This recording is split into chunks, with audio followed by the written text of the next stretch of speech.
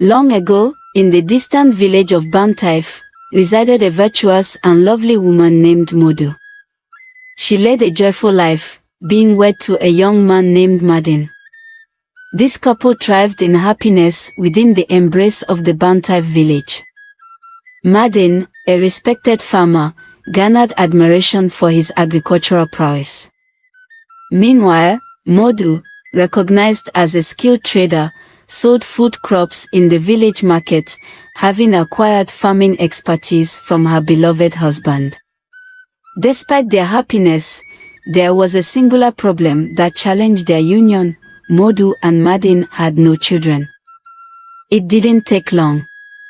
Gossip about Modu's childlessness began to circulate in the village, yet she remained undeterred. Each night, she fervently prayed to the gods, seeking a child who would silence her mockers. Years passed without the arrival of a child, until one night when Modu dreamt of an Orisha. Overwhelmed by the divine radiance, she trembled in fear. The Orisha, reassuringly, told Modu that her prayers had been heard, and she would bear a unique child. "You will have a child, a special child. She will bear the mark of the gods and possess wings unlike any child ever born," proclaimed the Orisha, promising fortune and foretelling the sprouting of wings on the child's 16th birthday. Awakening from this mystical dream, Modu, momentarily frightened, dismissed it, choosing not to dwell on its significance. In due time, Modu gave birth to a breathtaking girl named Elira, whose beauty prompted an outpouring of gifts from the villagers. However, the serene melody of life in Bantaif was short-lived. A somber day arrived when Madin fell victim to a debilitating illness, rendering him unable to walk. Despite Modu's tireless efforts, her husband remained confined to his bed, challenging the harmony they once knew. She met with the best doctors her money could pay, but there was nothing that could be done. After a few months, Madin died, leaving his beautiful wife and daughter alone in the world. Modu and her daughter, Elira, mourned for their beloved husband and father for a long time. However, Modu knew she needed to be strong and take care of her daughter. Elira also knew she needed to be strong for her mother also. As time passed, Yeton grew up to be beautiful and loved by the villagers. Her teeth were white as snow and her smile could make the coldest of heart to melt. Over time, Modu didn't think much about the dream she had about her daughter. She was just happy she had finally had a child that was obedient, kind and grateful. She also didn't tell the dream to her daughter Elira, because one, she felt it was just an imaginary dream, and also she didn't want her daughter to be scared or to look at herself differently. It was a fateful afternoon that Elira was cooking in the kitchen. Modu, on the other hand, was busy outside when all of a sudden she heard a scream from inside. She quickly rushed into the kitchen to check on her daughter. Behold, when Modu arrived inside the kitchen, she saw that two majestic white feathered wings had sprouted from her daughter's back. Modu was beyond shocked. She then remembered the dream she dreamt many years ago and now finally believed that it was true. Modu then calmed down her daughter and told her to command the wings to disappear, as she remembered that the Oricha told her that her daughter would be able to willingly summon the wings and make it disappear just by wishing it in her mind. After the wings disappeared, Modu then sat her daughter down and explained the entire story to her. "No matter what happens, you must never use this your gift, my child," Modu warned her daughter Elira. Elira nodded. She assured her mother that she would heed her warnings in order not to bring any problems to their family. 1 year passed as Modu and her daughter continued to live a quiet and peaceful life in the village of Bantaif. 1 year passed as Modu and her daughter continued to live a quiet and peaceful life in the village of Bantaif. Modu missed her husband dearly, and sometimes she wished he was still alive to watch their beautiful daughter grow to be so nurturing and beautiful. She also wished she was alive to had helped them, as sometimes she felt the burden of catering for herself and her daughter was so much to bear. However, Modu always took comfort that Elira never once complained about her chores or going to the market or even going to the farm. She was grateful to the gods for granting her a good and understanding child like Elira, and for that she was indeed grateful. One morning, like any other morning, Elira had gone to the stream to fetch water. She had gone with her best friend Mira and her little brother. Myra's parents had died a few years back in a tragic accident, and because of this she and her brothers were now orphans. Before their death, Myra's parents were good friends with Modu and had supported her in taking care of Elira after her husband died. Because of this, Mira and Elira grew to be the best of friends, and their bond only got stronger after Myra's parents had died. It was still sunny when Mira and Elira got to the stream. There, they realized no one was there and that they were the only ones that came to fetch water. In an attempt to fetch the water, something drastically strange and tragic happened. At the edge of the river, a strong wave of water came through and succeeded in dragging Myra's little brother, pulling him far away from dry land, Tola. Mira screamed her brother's name in agony and shocked as she watched her brother struggle with the water. Elira, who could think of no other way to help her friend, decided that she could not let Mira lose her only remaining family member. She sprouted her wings and flew towards the raging water. She succeeded in pulling Tola out of the water and then flew them back to dry land. "Please, you must never speak of what you saw to anyone," Elira told her friend Mira, who was still in shock after witnessing what happened. "Thank you. Thank you for saving my brother. He's all I have." Mira burst into tears. She hugged her dear friend for saving her brother's life. She was more grateful to her friend than curious as to where she got the power. Mira promised that she would never speak of what she saw to anyone. The two girls headed back to the village. In the cool of the evening, some villagers had gathered around Modu's house and began to chant witch. Unknown to Elira, some village women who were returning from a nearby village had taken the path of the stream and had watched Elira save Myra's little brother. As soon as the women returned to the village, they began to spread word of mouth. They told more villagers what they had saw. In just a few hours, almost all the villagers had heard the gossip that Modu's daughter had wings and that she was a witch. As soon as Modu saw that villagers had gathered around her house, she knew something had happened. She knew that it had to do with Elira and her gifts. "Elira, what did you do?" Modu asked her daughter. Elira could not give an answer but only started to cry. "I saved him, Mama." That was all she could say. Modu and her daughter Elira were soon dragged out of their hut. The villagers began to murmur that Elira must not be allowed to live. Some said that Modu had gone to meet the water spirits to give her a bewitched child. Others said that Elira would bewitch their children if allowed to stay in the village. Some villagers had even gone to carry torches of fire ready to kill Modu's only child. Modu, out of shock and agony, fell to the ground and began weeping for her child. Was she going to lose Elira, her only daughter, the same way she lost her husband? She cried.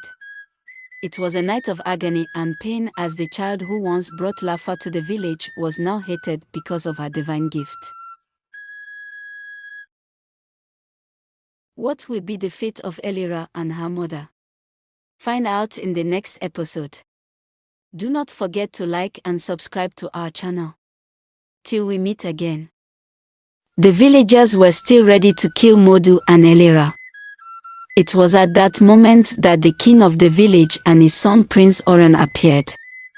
Some villagers had gone to report to the palace about what was going on in Modu's hut, and because of that it attracted the attention of the royal palace. As soon as the villagers saw the king, they then stopped chanting and became silent out of the fear and respect they had for their ruler. "Do you deny what these villagers are saying about your daughter?" the king asked Modu. Modu wanted to lie to protect her child, but she knew it would only get her in more trouble. "No, my king," Modu said, still in tears. Elira was also beside her crying. Mira, who also had heard what happened to Elira and her mother, was broken when she heard the news. She knew that all this was happening because Elira decided to save her little brother. She quickly rushed to Modu's hut and fell to the ground, crying as she saw her friend who saved her brother's life and Modu, the woman who she now knows to be her mother. The prince, who saw Elira and her mother crying and had heard what happened, then spoke to the villagers that Elira did not deserve such punishment, that all she did was save a child that was about to die. The villagers began to murmur in disagreement of the prince's words. The king, hearing the murmur, commanded everyone to be silent, and the whole atmosphere became silent and calm. Prince Oran then slowly whispered to his father the king that he should be thoughtful and merciful in his judgment, and that the women in question, Modu and her daughter, were not evil people. The king took a deep breath and then passed his judgment. He told Modu that her daughter was banished from the village since the villagers did not want to accept her. He also told Modu that she could remain in the village herself if she wished, since she still had a life in Bantai village. Hearing the punishment, Modu began to weep. "Where would my daughter go?" she asked. The villagers then began to disperse and return to their homes one after the other. Elira, who was still in tears, apologized to her mother. "I'm sorry, mother. I didn't mean for this to happen. It's okay, my daughter, you did the right thing. I love you and I will always love you." Modu then hugged Elira, Mira, and her little brother tightly like her own children. It was soon morning. Modu had prepared for daughter to journey out of the village. She, Mira, and her little brother followed Elira to a nearby cave. It was the place where Elira could hide from the villagers without being too far from her mother. Modu told Elira that she needed some time to harvest what that had planted in the village. She further told her that after she had harvested and sold them, that she, Elira, Mira, and her little brother would move into another village and start a new life. "I will come to stay with you at night," Elira said to her daughter with great sadness in her heart. She then left the children as she went back into the village to continue her work. Mira stayed with her friend, talking and having fun together for hours. Mira was trying to make sure Elira didn't think too much about what had happened. As the sun was starting to go down, Elira told Mira to return to the village because of her younger brother. "I'll always come here to visit you," Mira said as she then left Elira. Several weeks passed. Elira was becoming used to being apart from the village, although deep down it hurted her. Although Modu, her mother, always came to visit her and bring her food, Elira would occasionally still go into the forest and cry her heart out.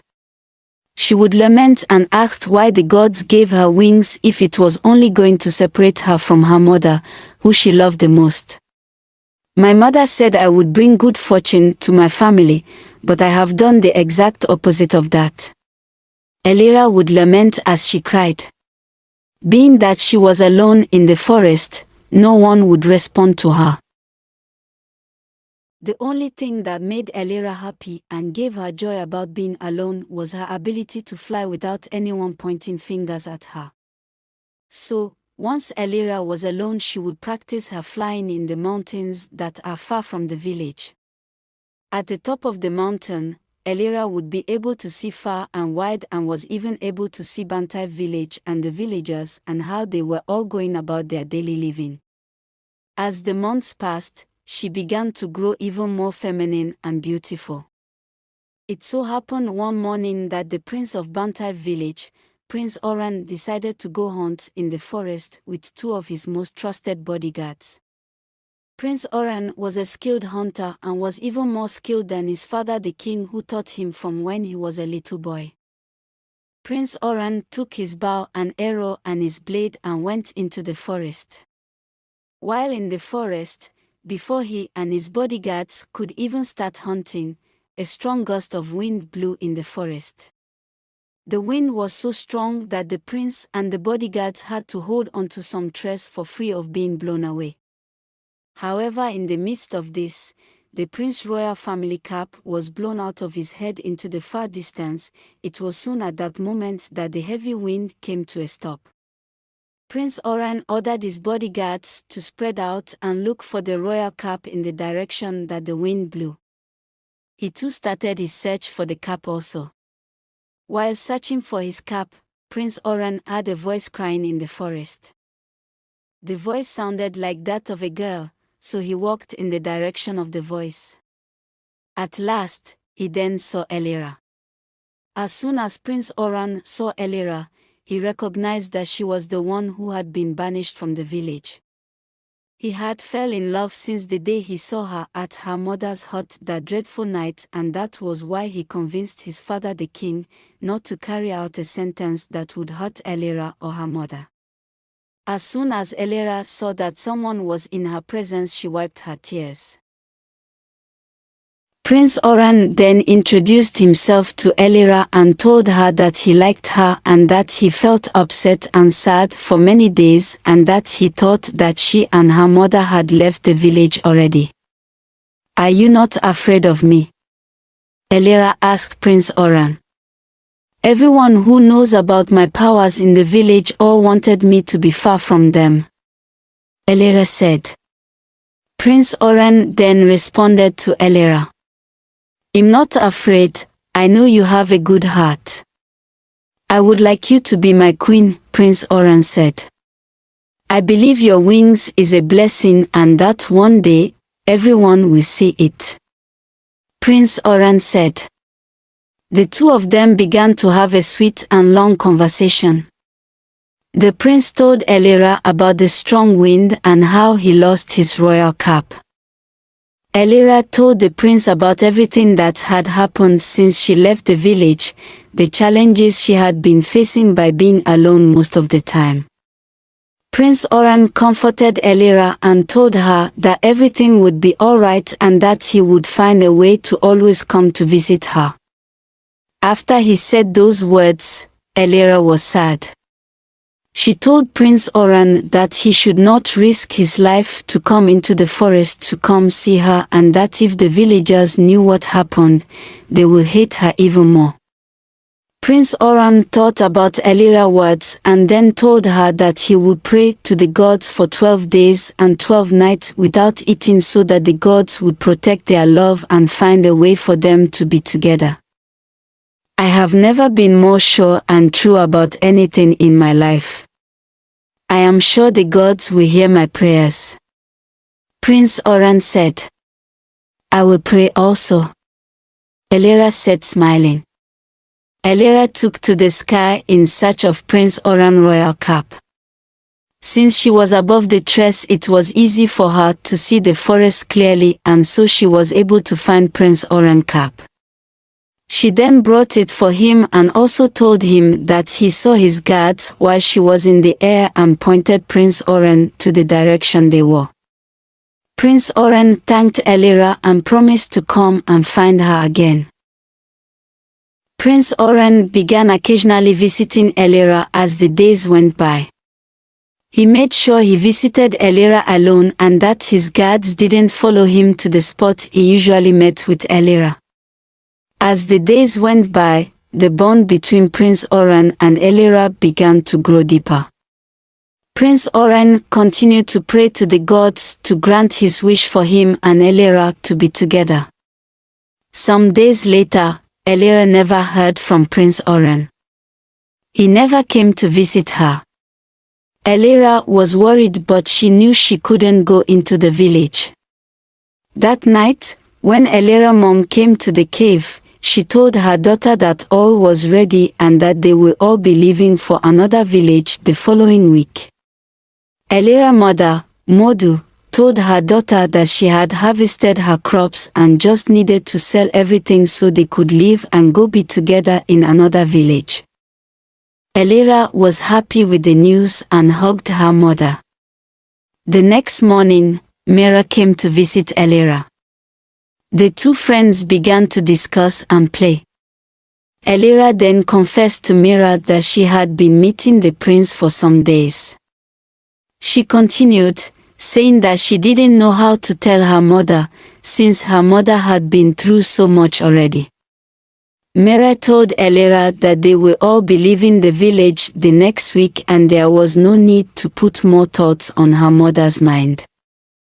She then also told Modu that a strange illness was affecting the village, but so far it was only affecting the men.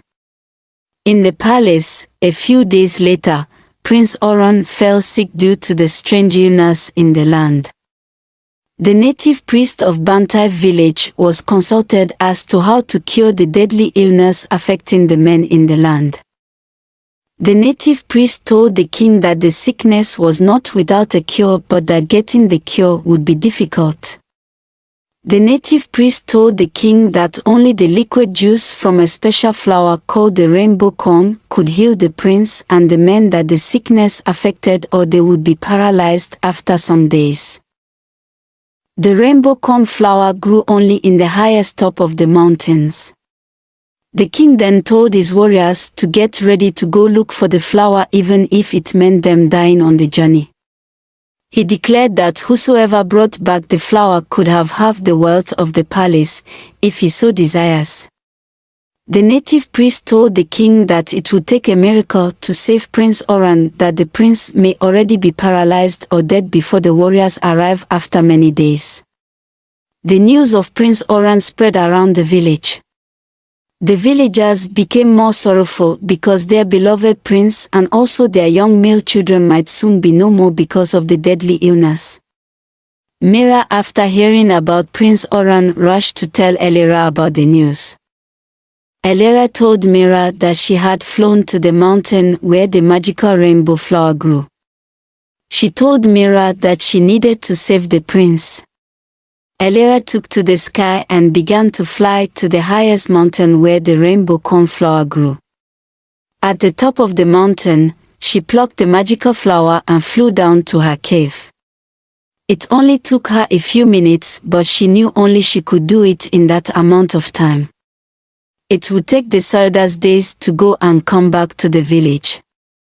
By then, the prince may already be dead.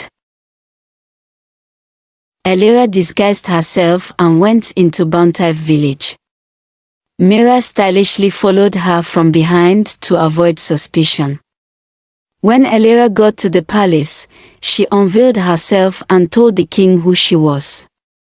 She also told the king that she had flown to the highest mountain and she now had the rainbow cornflower to save Prince Oran.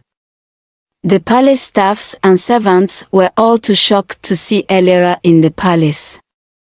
They were very surprised. With the permission from the king, Elera went to where Prince Oran was.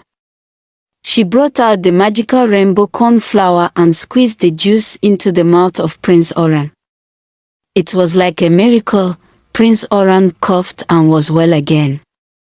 The news of Elera and Prince Oran spread like wildfire around the village. Prince Oran told his father the king that he wanted to marry Elera. The king, having seen their love, gave them his blessing. However, Elera was reluctant and said that she would be hated as a queen in the village since no one wanted her. She thanked the prince and king and told them that she was going to leave. Prince Oran told Elera that the gods would answer his prayers and they would be together. Tears fell from Elera's eyes. As Elera went outside the palace, she was met with a surprise turnout. Almost all of the villagers were outside the palace and on their knees. The villagers begged Elera to return to the village and that she should save their children. Elira started to cry and Prince Oran hugged her. "They accept you now. I guess you will be my queen after all," the prince whispered in Elira's ears.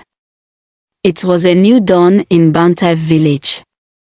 Elira healed all the male who had been sick in the village. Elira became the queen and married Prince Oran. Modu, her mother, Mira, and her little brother all moved into the palace and began to live a new life. The people of Bantaif had now realized that Elira was a blessing from the gods. In the heart of an African village, there lived a humble fisherman named Kofi. His family and the village were suffering from a severe lack of food, and the once lush lands had withered away. Desperate to provide for his loved ones, Kofi decided to venture to the Forbidden River rumored to be enchanted. The Forbidden River was a place said to host evil night creatures, and so nobody went to it. However, Kofi decided he had no choice and that he would go. One moonlit night, Kofi set out on his wooden canoe, navigating the dark waters until he reached the Forbidden River. Casting his net, he caught nothing. After a long time, he started to become frustrated. He then decided to cast his net one more time. This time, he was astonished to find not just ordinary fish but a stunning mermaid named Oma. Kofi was stunned and mesmerized by the mermaid beauty. However, he wanted to catch a fish and not another creature. Kofi then released the mermaid. The mermaid was happy. "Thank you for releasing me. Can I know your name?" the mermaid asked. "You're welcome. My name is Kofi." "Nice name. My name is Oma. I was told by my mermaid sisters that your kind are vicious creatures, but you are different. You let me go easily after you caught me," the mermaid said. Kofi laughed. "Well, I only came here because my village is lacking food. Our lands are becoming dry and we have no fishes in our rivers. That was why I came. I have a little sister and my grandmother at home. I want to provide for them," Kofi explained to the beautiful mermaid. Oma sympathized with Kofi. "I think I would be able to help you. I am the princess in my kingdom," Oma said. Oma then promised to bring prosperity to Kofi's village, asking only that he return to the Forbidden River to talk with her, as she rarely had company beneath the moon's gentle glow. Oma told Kofi that he should drop a stone into the river whenever he came. That way, she would know that he was around and she would swim to come meet him. Kofi thanked Oma and then returned back to the village. As days passed, Kofi began to go to the Forbidden River to talk to Oma, the beautiful mermaid. Oma asked about Kofi's village and how life was there. Kofi explained everything to Oma. He also asked Oma about her kingdom. Oma told Kofi that it was a wondrous sight adorned with corals, seashells, and other beautiful things Kofi had never laid his eyes on. Kofi began to make his visit to the Forbidden River more frequent. He couldn't wait for the day to become dark so he could go into the forbidden waters and talk to Oma. Unknown to him, a group of jealous fishermen had noticed Kofi's mysterious nightly trips. Fueled by curiosity and envy, a group of them decided to follow him one moonlit evening. They walked a long road that led to the Forbidden River from a distance.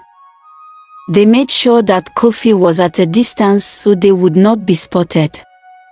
When they arrived at the river, they hid and saw Kofi talking to the enchanting mermaid.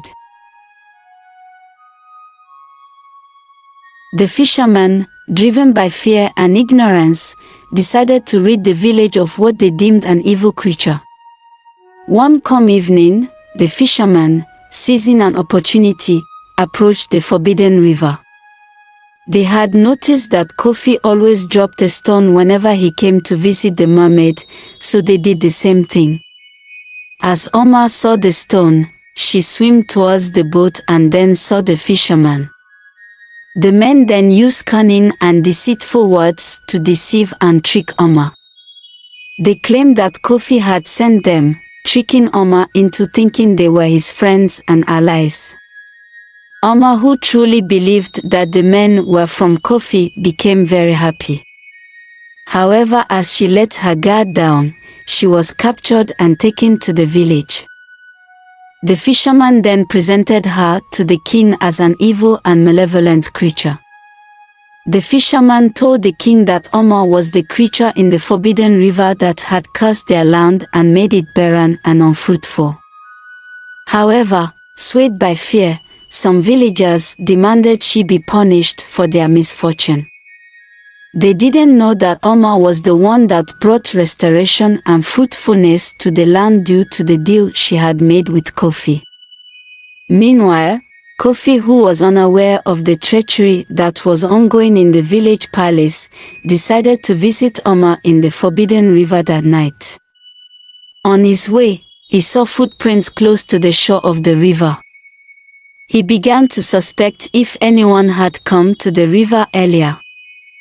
Kofi decided to brush off his thoughts. He entered his canoe and dropped a stone into the water like he always did. Strangely, Oma did not come to meet him.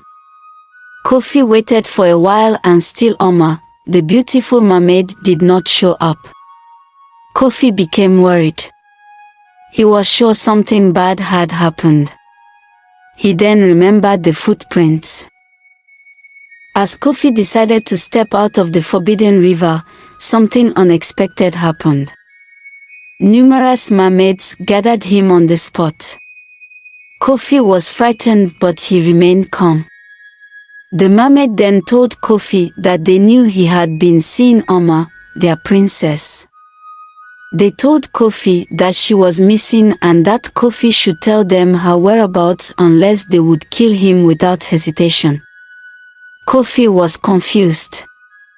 He didn't know the reply to give the mermaids. Everything happened so fast. A few nights earlier, he and Princess Oma were having wondrous conversation and enjoying each other's company, but all of a sudden things had changed. What do you think would be the fate of Princess Oma and Kofi? Will they be reunited or will both die without seeing each other again? Find out in the next part. Please like, share and subscribe to EL Folktales. Till we meet again. Kofi pleaded with the mermaids that he was unaware that Oma was missing. His heart was heavy and troubled. With a shaky voice, he pleaded with Oma's sisters to trust him. He recounted the tale of their encounter. He explained to them that if they let him go, he would find out what happened to Oma and return her back home. The mermaids hesitated for a while. However, seeing the honesty in Kofi's eyes, they decided to release him with a warning: bring back our sister or face the consequences. As Kofi rushed back to the village, the weight of the impending task pressed heavily on him. The villagers, unaware of the unfolding drama, continued with their daily lives. Kofi knew he had to act swiftly to save Oma from the clutches of the fearful and ignorant. When he arrived at the village, he heard what had happened and how some fishermen captured a mermaid and took her to the palace. Kofi knew he had no choice but to save Oma. With determination in his heart, Kofi sought out the wise elder of the village, recounting the entire story and pleading for help. The elder, recognizing the gravity of the situation, told Kofi to catch a very big fish and present it to the king as an honorable gift. He, however, gave him a powder to pour in the fish's mouth after catching it. Kofi did as the elder said. He caught a fish and presented it to the king. Normally, In a situation like this, a party would be thrown in honor of the king, and this was exactly what happened. The king threw a party and the palace soon forgot about Oma, the beautiful mermaid. The elder had warned Kofi not to eat from the food that the palace would cook with the fish. This was because of the plan that the elder had devised. That evening, the palace ate and married. Even the guards joined in the merriment. After some time, everyone that participated in the party, that ate and drank, soon fell into a deep sleep. This also included the guards. As soon as Kofi saw what had happened, he went to where Oma was kept. He then broke her out of her cage and returned her back to the Forbidden River. The mermaids in the water had been watching the land, trying to see if Kofi would keep to his promise.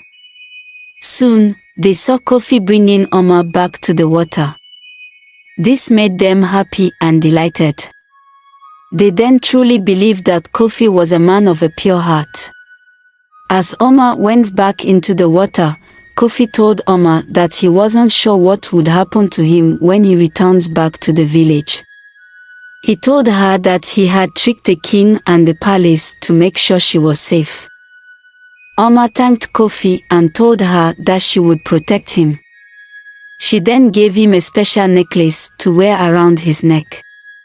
She told him that as long as the necklace was with him, she would be able to know what was in his heart and if he was in trouble. Kofi then returned back to the village. As he arrived, he went to meet the elder of the village. The elder then told Kofi that they would both go to the palace to explain everything to the king. Kofi did not argue but believed in the wisdom of the village elder. As Kofi and the elder got to the palace, everyone was awake and well. However, the king was furious that Kofi had tricked him and had released an evil creature that was causing calamity in the kingdom. Kofi and the elder then explained the truth to the king. They told the king everything that had happened. They then apologized to the king for tricking everyone. However, the elder explained to the king that if they had not done what they did, the people may be reluctant to release Oma and it could result to war with the mermaids. The king still wasn't convinced about what he had heard. He told Kofi that he would be executed close to the Forbidden River. The king then said that if truly the mermaids were not evil and were kind-hearted as Kofi had explained, they would not allow him die. However, if nothing happened and the mermaids did not show up, Kofi would be killed for his transgression. That evening, Kofi was taken to the Forbidden River to be executed. The king, his guards and a few villagers were part of the company. At the river, Kofi dropped a stone to call Oma. However, Oma did not show up. Everyone waited for a while but nothing happened. The king then ordered Kofi to be executed.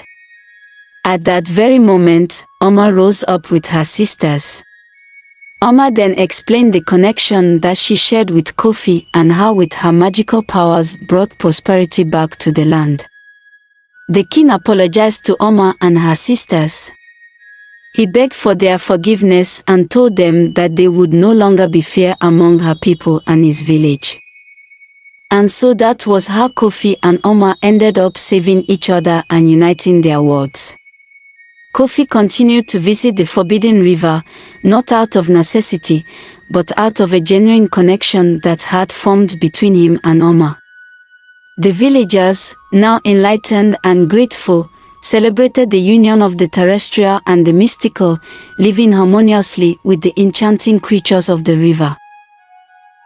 The tale of Kofi, Oma, and the village became a legend, passed down through generations, a reminder that love and understanding could overcome even the darkest of misunderstandings. And so, the Forbidden River's gift became a timeless story of redemption, hope, and the enduring power of unity. Hope you enjoyed this story. Please subscribe and share for more interesting stories. till we meet again. Long, long time ago, in a kingdom nestled by a tranquil river, there ruled a king named Mochola. King Mochola ruled a peaceful and prosperous village. He had a son and was blessed with royal subjects. However, despite all that King Mochola had, the king was not quite satisfied. He had an obsession that grew only more powerful as time passed. When he was still a child and a prince, his father told him a tale that was almost unbelievable. The king told Mochola that he had once seen a mermaid in a river that was not so far from the village. The king told Mochola that one time, he had secretly run away from the palace because his mother, the queen, had shouted at him. The king explained that he had wandered towards the lake and that was when he saw a beautiful mermaid inside the waters, staring at him. Mochola's father explained that though he was unable to talk to the mermaid because the guards in the royal palace were able to quickly catch up with him and return him to the palace. The king shared this story with Mochola as a way of sharing a father and son bond among themselves. However, after Mochola heard the story, he became obsessed unlike his father. Another reason for this was because no one had claimed to see a mermaid, not even from any of the neighboring villages. Their stories were like a myth that was told to children as mere tales. Years passed and Mochola's father died and Mochola became the king of the village. He never once forgot the story his father told him. He then told the villagers and the fishermen in the village to storm the mystical river in search of a mermaid. The king commanded his fishermen to seek out these elusive creatures, promising riches beyond imagination. However, despite the king's promise, no one was able to catch a single mermaid. Days turned to weeks and weeks turned to months and hope waned until one fateful dawn when a fisherman's net ensnared a shimmering figure, the first mermaid seen in generations. Excitement filled the whole village and the king threw a very extravagant feast. It didn't take long. News about King Mochola having caught a mermaid spread like wildfire. People who heard the tale began to tell their fellow villagers in other villages. People were in awe and shocked to discover that the mystical creature they had thought was a myth was actually real. With the discovery of the mermaids, the king's palace was overflowed with gold from neighboring kingdoms eager to possess such rare creatures. King Mochola, being a greedy king, would sell the mermaid to the highest bidder, the king who could pay the most gold. The gold and riches made King Mochola to be so happy. He then intensified the hunt for more mermaids. The fishermen in the village cast their nets wider, capturing more mermaids with each passing month. However, as the hunting of mermaids continued, some of the villagers began to notice that some bad things were happening in the village. Some of the plants and trees started to wither for no reason and fishes became scarce in the other rivers where the villagers fished for fish. It was almost as though nature was angry with them for disturbing the peace of the beautiful mermaids. As the river's once bountiful waters grew barren and silent, whispers of discontent spread among the villagers, but the allure of wealth blinded the king to their pleas. He continued to sell the enchanted beings, heedless of the toll it took on the river and its inhabitants. Unbeknownst to him, the mermaid's sorrowful songs lamented their captivity, their mournful melodies echoing through the depths. Amidst the clamor of greed and chaos, there lived a humble fisherman whose heart shimmered with kindness. His name was John. Despite the allure of riches the village was possessing, he could not bear to witness the suffering of the mermaids. Day after day, he pleaded with his fellow fishermen to halt their hunt, but his words fell upon deaf ears. One morning, as the world awoke to another day of turmoil, the compassionate fisherman ventured into the village river in search of fish. To his astonishment, he stumbled upon a wounded mermaid, her delicate form battered by the relentless pursuit of greed. Moved by compassion, he tended to her injuries with tender care. Soon the mermaid was fine, and then she jumped back into the water. John felt that the mermaid was afraid of him, so he decided to walk away. However, as he was going, the mermaid called out to him, "Please wait." The beautiful mermaid said. John stopped and then went back. "My name is Coral." The mermaid said to John. "I'm John." John said back to the mermaid, "Thank you for saving me." "John," Coral said. However, she was still confused. "No need to thank me," John replied. Coral then told John that some fishermen were trying to catch her, but she managed to escape. However, she sustained some injuries, and that was how she ended up washed up on the river shore. "I'm very sorry," John said to Coral. "The king in my village has made everyone obsessed with looking for your kind. However, I'm different," John said back to Coral. "I can see that," Coral said. "Thank you for helping me once again. I will reward you by telling you a secret. This secret will be more valuable to you than silver or gold." John was a bit curious. He wondered what the mermaid would have to tell him that would be so invaluable. He was open to listening. "Please go ahead.